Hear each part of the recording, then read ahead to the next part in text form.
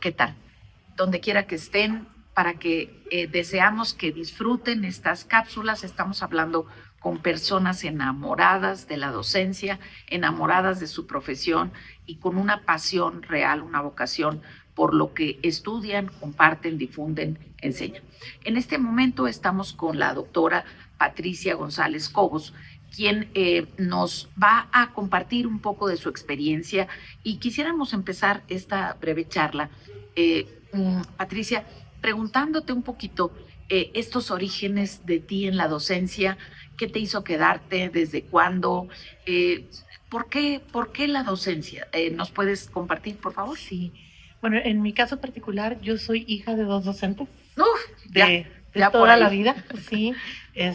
Profesionistas en sus orígenes, pero docentes. Mi padre durante 50 años dio clases en el Tecnológico de Chihuahua, y mi madre pues es docente todavía de la Universidad Autónoma de Chihuahua. O sea que ya naciste en la cuna, ya, Sí, ya venía. Y hay una anécdota aderezada. muy simpática, porque mi padre siempre me dijo: eres abogada, pero si no das clases, nunca serás un profesionista completo. Entonces, hasta que yo le decía, no, eso no es para mí. Y me dijo, el día que lo hagas, te vas a enamorar. Y así fue. Fíjate, qué bonito, porque hay gente que suele decir, no, nada más es profesora o nada más es docente, como si fuera algo inferior o ínfimo, o por ejemplo, categoría, pues es fácil ser docente, ¿no? Y fíjate qué bonito lo que te dice tu padre, te dice, si no das clases, no serás una verdadera profesionista, profesional. Muy bien. Y más o menos, ¿en qué años fue esto que tú empezaste a dar la primera clase? ¿Te acuerdas de qué fue? En 2003, en una universidad privada. En 2003. En 2003. ¿Qué clase fue esa? Cuéntanos, Claudia. Inicié con una materia de Derecho Civil, que es lo mío, al final de cuentas. Inicié con personas y familia. Imagínate, persona y familia es el centro, digamos, no solo de la teoría androcéntrica, la persona al centro, sino pues realmente es el centro de imputación del derecho, ¿no? Entonces, imputación en el sentido de una persona que tiene derechos, que tiene deberes, que tiene libertades y que pues es parte de su ser, con distinción a otros seres sintientes o inclusive pues respecto a estas nuevas inteligencias o algoritmos artificiales. Muy bien, Claudia, tenemos años ya trabajando con el aprendizaje jurídico activo, porque creemos que un área de oportunidad muy importante para un jurista es justamente su ejercicio pedagógico, porque tú puedes saber muchísimo todos los tratados de derecho civil y sin embargo, como bien decían estos textos clásicos, para enseñar no basta con saber la asignatura, no logramos a veces comunicar o se nos queda en el tintero esta parte de la motivación o de ser receptivos a preguntas. Entonces empezamos con el aprendizaje jurídico activo y hay personas que dicen, no, es que eso solamente es práctica o como en el nivel práctico no tiene relevancia. ¿Cómo nos ayudarías tú a construir este concepto desde tu experiencia, desde tu quehacer? ¿Cómo definirías, cómo caracterizarías este aprendizaje jurídico activo? ¿Por qué no funciona que sea pasivo? ¿Cómo identificas tal vez esto de lo pasivo contra lo activo? Bueno, definitivamente la práctica tiene que ser parte del aula, o sea, no podemos evadirla, menos en el caso del aprendizaje jurídico. Porque vamos hacia la sociedad, nuestro trabajo es social. Entonces, si vamos a trabajar con sociedad, vamos a tener clientes que son personas reales, que tienen problemas reales, sociales, tenemos que saber cómo abordarlos. Y a veces esta parte del aprendizaje tradicional del derecho era un poquito cuadrado.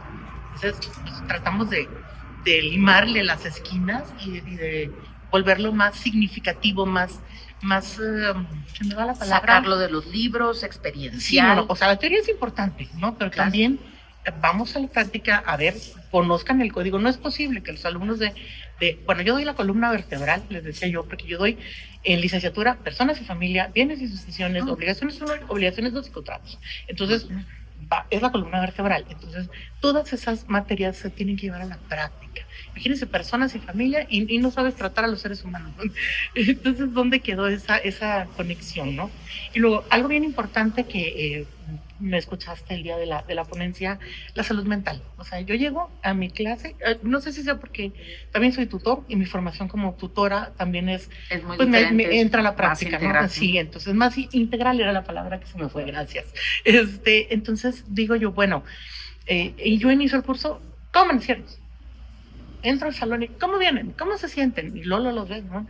No, maestra, es que yo voy acá, pues bueno, vamos a hacer un ejercicio para sentirnos todos bien, ¿no? Y se burlan de mí. O sea, dicen, ya ahí viene la holística. O sea, pues sí, a lo mejor sí, pero es parte de. Entonces, ya iniciamos la clase, vamos a la parte teórica y luego vamos a la práctica de eso. Problemas prácticos. Afortunadamente, después de 25 años de litigio profesional, pues tengo bastantes ejemplos. Un portafolio muy nutrido, de práctica, pesado, ¿no? Sí, y yo me dediqué al derecho de familia, al derecho civil, pero en lo particular al derecho de familia. Entonces, es parte de. Entonces, sí, personas y familia, bueno, vamos a la práctica, ¿no? Y ejercicios importantes como, bueno, este es un problema real, ¿cómo lo van a ver? O una figura jurídica, por ejemplo, en esto de la oralidad, ¿no? Que a mí no me gusta hacer los exámenes orales, entonces vamos a la práctica. Vamos a hacer un debate. ¿Qué piensan del aborto? Y les lanza el tema, ¿no? Fíjate, ahorita entonces, que te interrumpa, sí, tenía en un grupo de expertos hace muy poquito alguien que estaba argumentándome en contra, en una antítesis, que no le gustaba el término que yo usaba de interrupción legal del embarazo. Yo tengo tratando el tema pues ya 20 años. Y fíjate que yo tengo evidencia empírica que demuestra que a las personas la palabra en sí aborto, aunque sea muy técnica en medicina, sí, les causa dolor, claro, les causa dilema, les causa. Entonces yo digo, ¿por qué no cambiar de palabras si esa palabra no está funcionando? Entonces yo le decía, mira, de acuerdo a tu argumentación teórica, tú tienes la razón, te doy la razón. Él quería que se usara terminación del embarazo, terminación de la vida. Y yo le dije, es que si tú le planteas en esos términos a una chiquilla de 9, de 10, de 13 años, vamos a tener un problema. Entonces, aquí hablamos de lo mismo. Puede ser que el término sea el más adecuado, el más correcto, pero sin embargo, ser un término que no nos está funcionando para comunicar con la sociedad. Fíjate qué interesante sería plantear eso en el aula. ¿Qué piensan, chicos? A ver, este es el término que socialmente y tradicional, históricamente se le ha dado a la interrupción legal del embarazo. ¿Qué piensan ustedes de esto? ¿Cómo se les hace esto? A ver, vamos.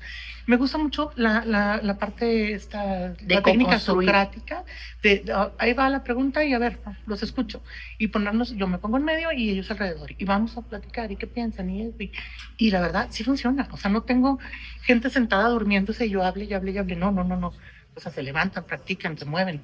La parte kinestésica, vamos a gamificar. Esto de la gamificación definitivamente es otra cosa que utilizo mucho. Vamos a jugar. Vamos a Como ven ustedes, estamos caracterizando el aprendizaje jurídico activo. Quiere decir con el cuerpo, quiere decir tomando decisiones, quiere decir vinculando, quiere decir identificando realidad social con la cual vincularnos. Entonces aquí la doctora nos está, en toda esta gama del derecho civil, nos está marcando más que con solamente nociones, también con prácticas docentes que quedan a su disposición para verlas. ¿Has usado alguna otra cosa novedosa? Me decías que somos colegas en el amor al arte. Sí, de hecho, bueno, y antes de pasar a la del amor al arte, quería platicar, por ejemplo, en obligaciones civiles, tienen que llevarlo a la práctica. Entonces, y tienen que meterlo al código. Entonces, yo los pongo y ahí uso lo de evaluación, autoevaluación, coevaluación, porque los pongo a trabajar en equipos. Entonces, les digo, van a crear, vamos a ver el tema, no sé, de extinción de las obligaciones. Y entonces, les digo, van a hacer de los 8 o 10 puntos o formas que vimos de extinguir las obligaciones, hagan 3 problemas razonados en el equipo que aborden 3 formas de extinción de las obligaciones. Y entonces, unos los tienen que elaborar, el siguiente equipo los tiene que resolver. Y luego va a haber un equipo tercero que los va a evaluar. Y entonces, luego hacemos una plenaria donde todos deciden cómo se forman, cómo se evalúan, así. En cuanto al arte, si lo estamos platicando, me gusta mucho usar en personas y familia. Es muy, muy complicado a lo mejor entender esto de las líneas de parentesco.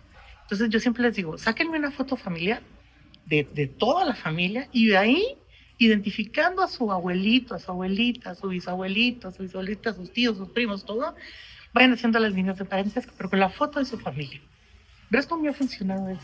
¡Qué maravilla! Les encanta eso. Y estamos usando la fotografía y además se vuelve súper, hiper significativo. Yo la uso mucho en la familia, cuando vemos los tipos de familia, que bueno, ahorita pues ya no es la familia nuclear tradicional, ¿no? Ya hay muchos años. Entonces les pido que a lo largo de la historia identifiquen pinturas donde venga la familia tradicional, que haya historia monárquica, no sé, ¿no? De pinturas muy antiguas. Imagínate. Donde venían así. Velázquez, ¿no? Las meninas. Ándale. Entonces les pido que identifiquen obras de arte y ya más acá modernista, a veces no consiguen, pero buscan fotografías. Y también, cada tipo de familia lo tienen que identificar con una obra de arte. Es una maravilla. Ahí ven ustedes, ahí tenemos una afinidad muy fuerte, muy intensa con la doctora. Nosotros tenemos el programa Enfocarte el último sábado de cada mes. Si tienes un museo preferido, ven a presentárnoslo. Una obra de arte, un paisaje, una caricatura, un meme, un rap, o por supuesto, series y películas. No las vemos completas juntos, cada quien las ve por su lado. Si tienen interés, solicítenos información. Vamos a robarnos a la doctora para que nos cuente alguna aplicación de una película o de alguna otra. Divorcio. También les pongo películas. Kramer contra Kramer. Terribles, ¿no? Yo uso una mexicana que ya también es vieja, la de Cicatrices. Es durísima. Pero también es una película antigua, ¿no? Yo empecé al principio de mi tengo muchos años haciendo esto, O sea, usando el arte y usando todo esto no es novedoso. O sea, cuando hace 20 años que salió esa película, ya se las ponía a los chicos para ver un divorcio, ¿no? Entonces, sí, películas también.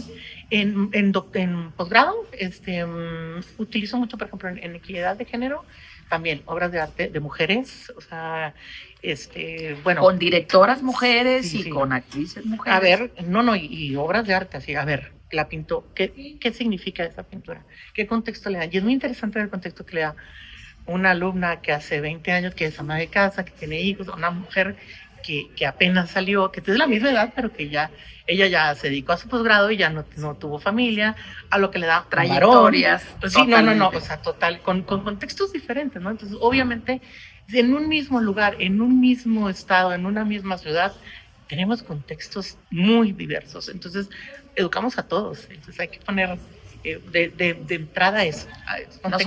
Nosotros aquí en Enfocarte sostenemos que el arte es, uno, inter y transdisciplinario. Dos, totalmente. Tiene una cantidad de recursos impresionante. Y tres, tiene una emocionalidad potentísima. De manera que, pues, les invitamos a participar en el seminario permanente Enfocarte el último sábado de cada mes y a que nos sigan acompañando. Entonces, ya sabemos cuáles son algunas de las líneas de investigación de la doctora, pero quisiéramos cerrar justamente porque nos vamos a atrever a pedirte generosamente que nos regales algún curso gratuito, pequeñito, un microcurso, que nos digas en qué, doctora, específicamente de carne y hueso, así aterrizado a la vida real, cuál es tu línea de investigación, la que ahorita estás más apasionada en ella. ¿Alguna cuestión específica, concreta? Ok, transversal son niñas, niños y adolescentes, pero los enfocamos a situaciones de vulnerabilidad, cultura de paz, procesos jurisdiccionales, derechos humanos y acceso a la justicia, pero niñas, niños y adolescentes. Pues estamos justamente preparando el segundo congreso de niñas, niños y adolescentes el 25 de abril, así que ya te correremos la invitación. Gracias. Porque creemos que el apocalipsis de la violencia familiar puede ser un ariete muy fuerte contra nuestro querido México y nuestra identidad mexicana, y desde todas las fronteras, desde todas las trincheras queremos combatir esa violencia intrafamiliar, que es un cáncer. Muchísimas gracias, doctora. Bienvenida a nuestra red. Muchísimas gracias. Muy amable. Gracias.